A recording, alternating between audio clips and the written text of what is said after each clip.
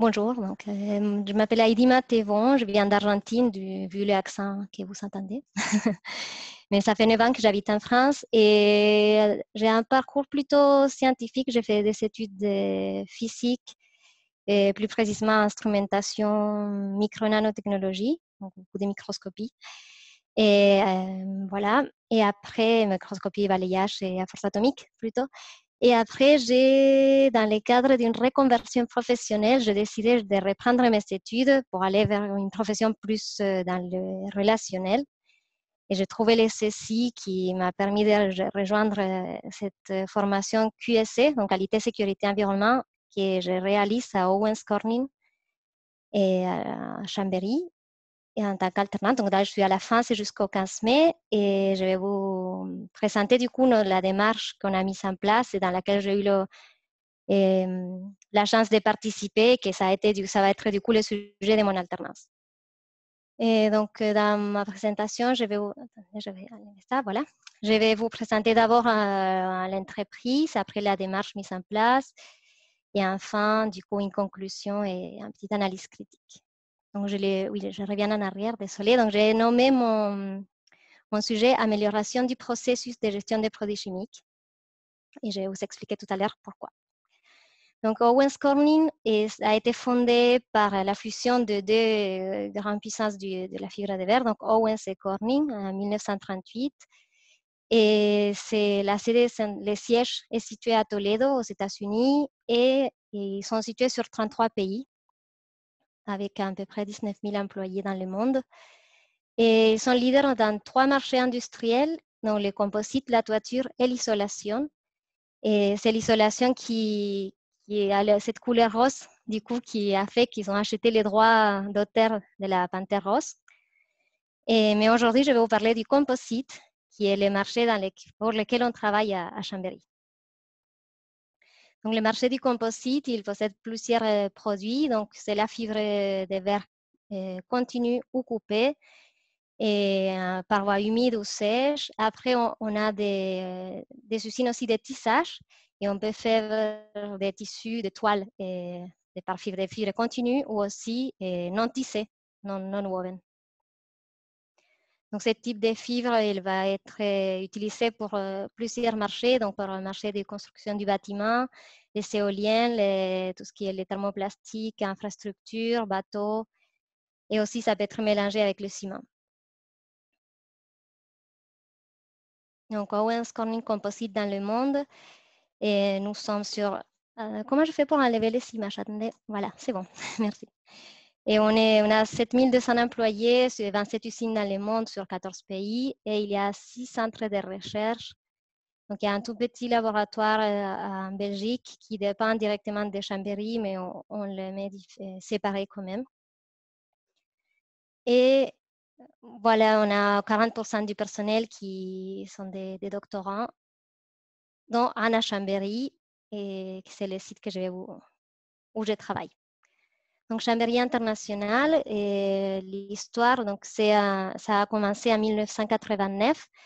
C'est Saint-Gobain Vetrotex qui a créé le centre de recherche séparé d'une usine, et ça a été acheté déjà pour le marché de la fibre de verre, pas forcément du composite, mais c'était la fabrication de la fibre de verre. Et ça a été acheté en 2007 par Owens Corning. C'est devenu OCV, donc Owens Corning Vetrotex, Chambéry International. Et aujourd'hui, l'établissement, il compte avec 2 centres d'application et 4 laboratoires. Donc, tout ce qui est innovation. Et on a aussi tous les processus support Europe. Donc, voilà. Donc, la démarche mise en place, je vais parler un petit peu du contexte réglementaire que vous connaissez tous sûrement. C'est important de s'en souvenir. Donc, il y a évidemment un contexte réglementaire Europe qui a été transposé dans les codes du travail. Donc, les risques professionnels, on trouve les risques chimiques et on a des risques spécifiques dans les CMR et autres risques comme la silice ou l'amiante. Donc, au niveau du groupe, et le contexte du groupe, c'était il y avait eu 2 presque accidents et un événement enregistrable en 2018, et c'était le 3e risque dans les documents uniques à la fin de l'année. C'est pour ça qu'ils ont pris l'initiative de prendre un alternant. Au CV Chambéry International, les produits chimiques sont présents dans toutes les étapes parce qu'on a une petite plateforme de fibrage. Donc, on va avoir tous les composants des matières premières pour la fusion, tous les composants chimiques pour l'enzymage, qu'on appelle sont des silanes, des résines, des additifs. Et on va faire aussi des tests pour se rapprocher de qui font nos clients, donc tout ce qui est fabrication de composites. Donc, il y a des composites, dit beaucoup de résines, polyester, époxy et peroxyde. Et on fait le contrôle qualité Europe, et qui inclut du coup toutes les étapes précédentes. Donc, évidemment, beaucoup de réactifs chimiques et des produits, des hydrocarbures, des acides de base, etc.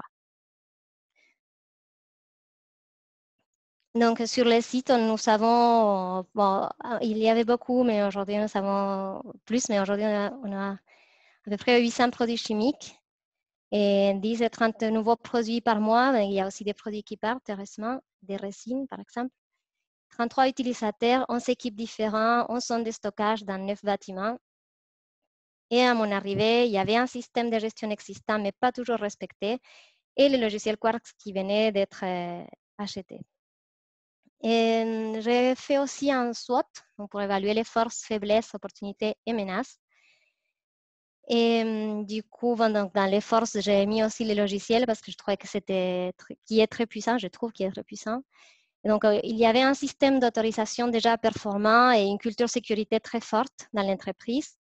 Dans les menaces, donc, il y a la présence de travailleurs temporaires et alternant continuellement, des utilisateurs qui voyagent souvent à l'étranger pour faire des tests, et beaucoup des FDS en anglais ou manque de FDS, comme un peu partout. Possibilité et opportunité, donc la possibilité d'utiliser Quarks pour plusieurs applications, comme pour gérer les plans de gestion solvant, les transports de matières dangereuses, etc.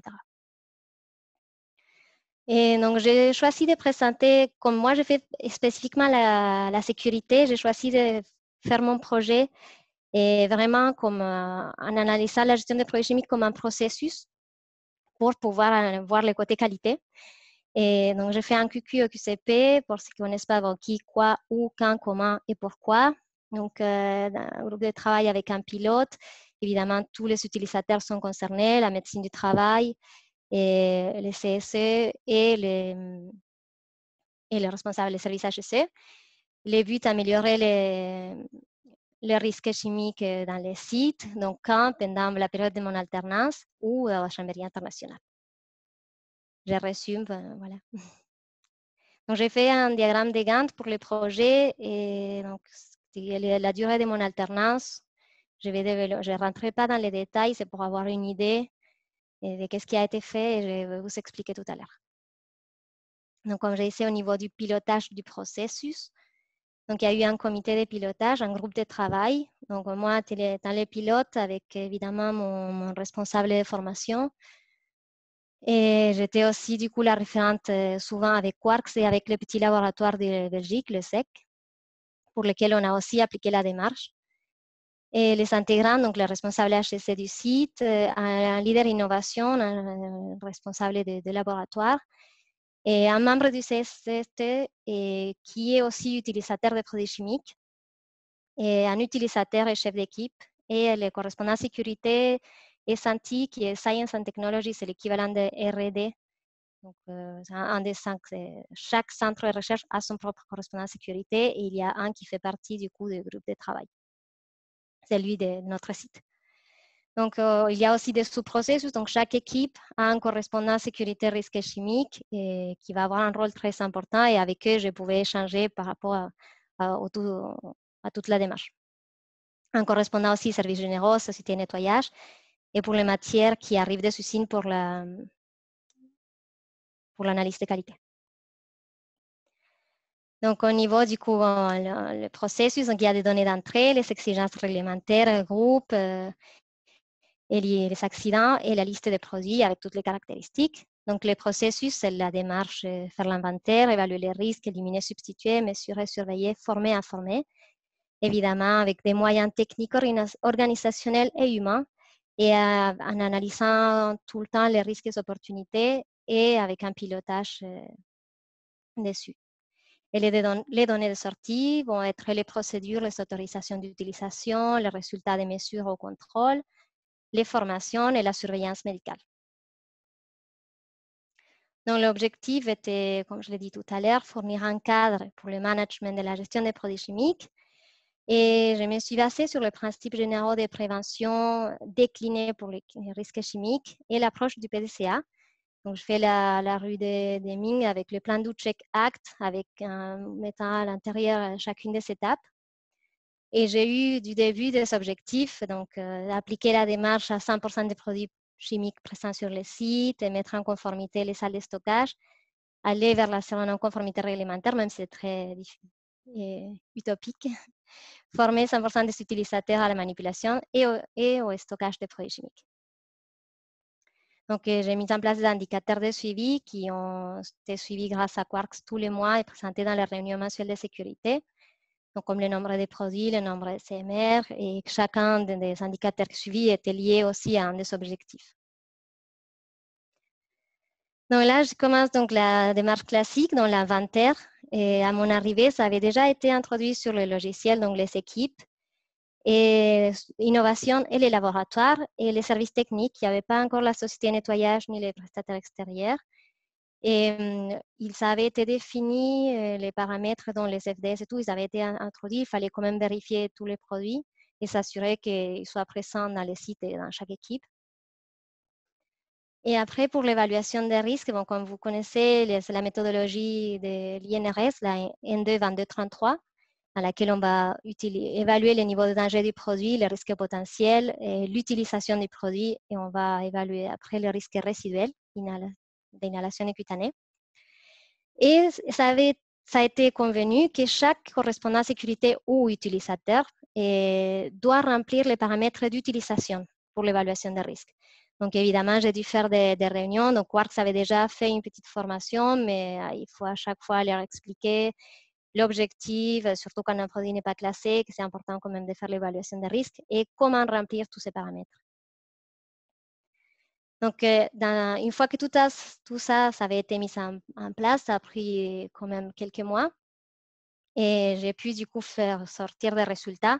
Donc, évidemment, en instantané, à ces jours-là, on avait 18 produits en priorité absolue quand même, qui n'est pas négligeable. Et cutané, par voie cutanée, 3 par inhalation et 73 CMR, toutes catégories, mais beaucoup en catégorie 1A et 1B. Et quand on regardait les produits, les niveaux de danger des produits, ça correspondait tout à fait. Donc, nos produits les plus dangereux, c'était tous des CMR, sauf l'acide fluorhydrique. Donc, je me suis dit qu'il ne fallait pas faire une démarche basée sur les CMR. Donc, j'ai créé un plan d'action que je ne rentrerai pas dans les détails, mais j'ai pris en compte des moyens humains, organisationnels et techniques. Par exemple, former les personnels sur l'efficacité des aspirations, écrire une notice aux procédures qui explique et installer des aspirations efficaces ou faire des contrôles des aspirations.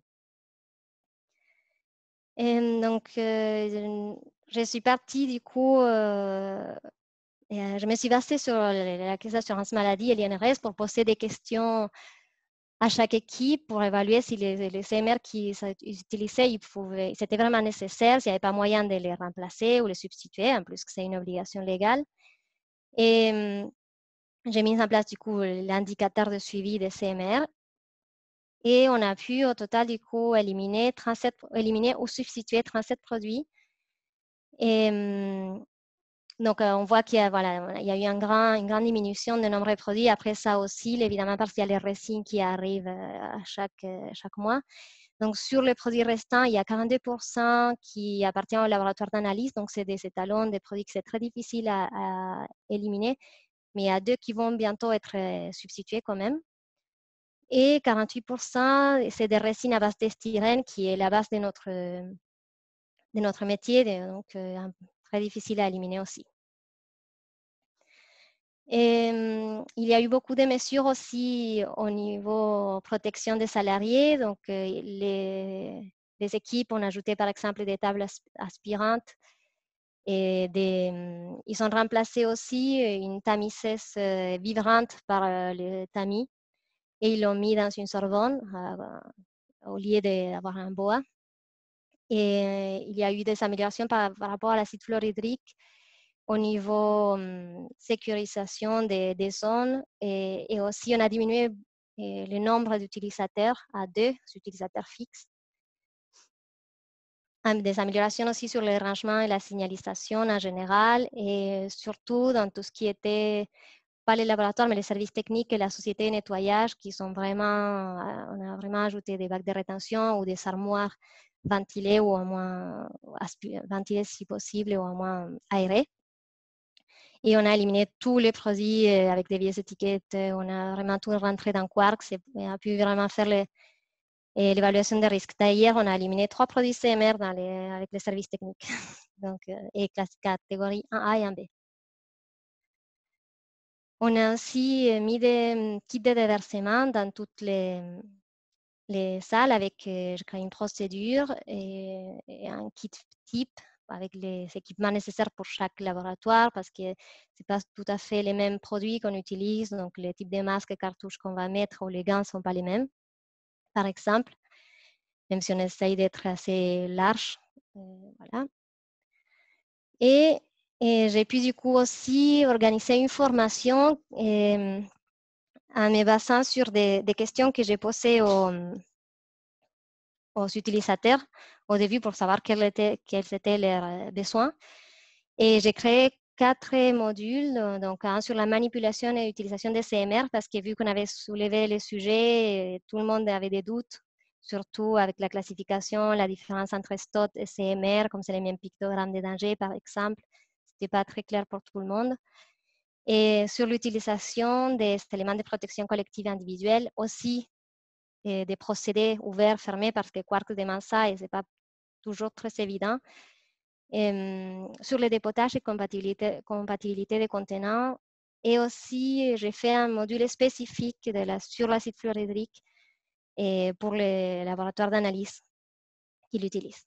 Donc, on a eu quand même presque 90% d'utilisateurs formés et sur 6 dates différentes et beaucoup de commentaires très positifs. Et j'ai fait aussi des simulations de déversement accidentel avec toutes les équipes. Et même certains chefs d'équipe ont participé. C'était très intéressant. Et à chaque fois aussi, ça a permis, par exemple, d'ajouter 5 nouveaux kits de déversement après les observations des utilisateurs.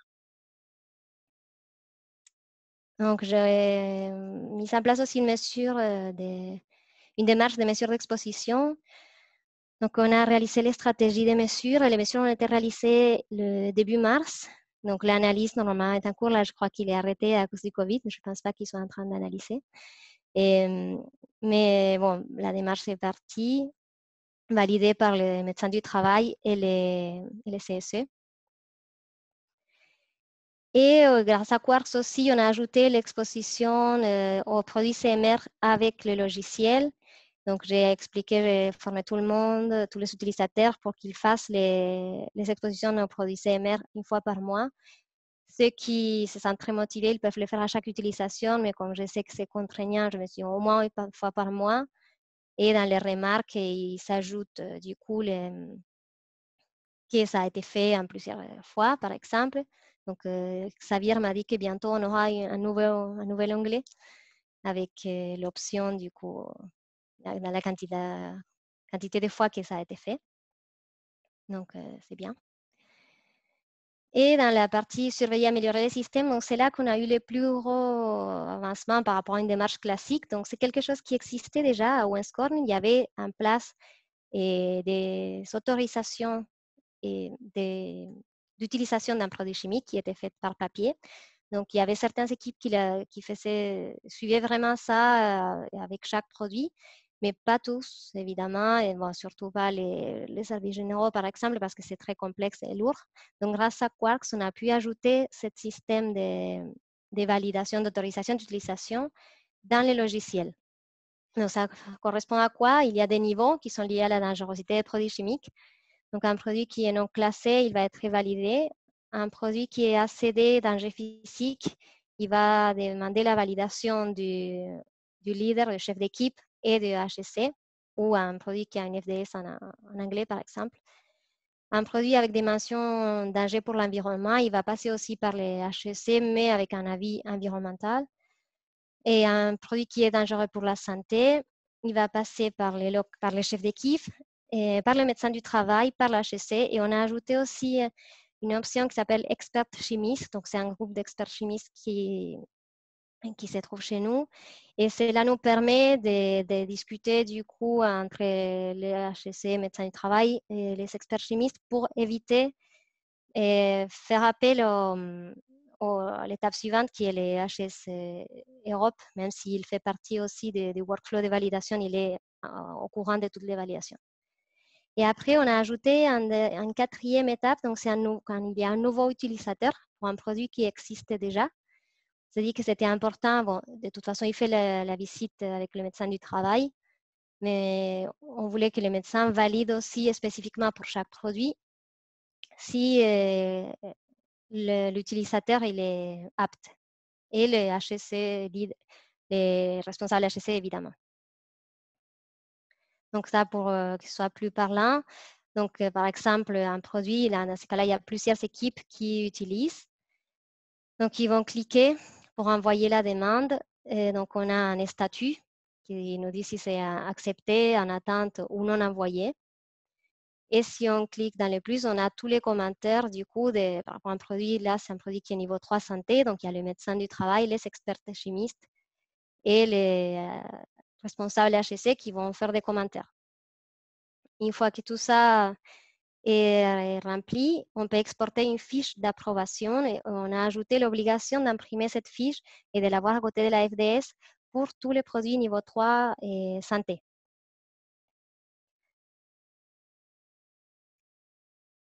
Donc, une autre chose qu'on a sur le site qui existait aussi déjà, mais maintenant avec Quartz, ça marche beaucoup mieux. Donc, les produits, quand il arrive au magasin, et le magasinier qui a un compte Quarks aussi, il va vérifier les statuts.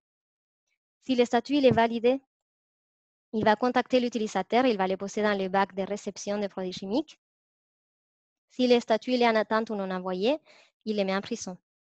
Et de cette façon, l'utilisateur il est obligé d'envoyer la demande.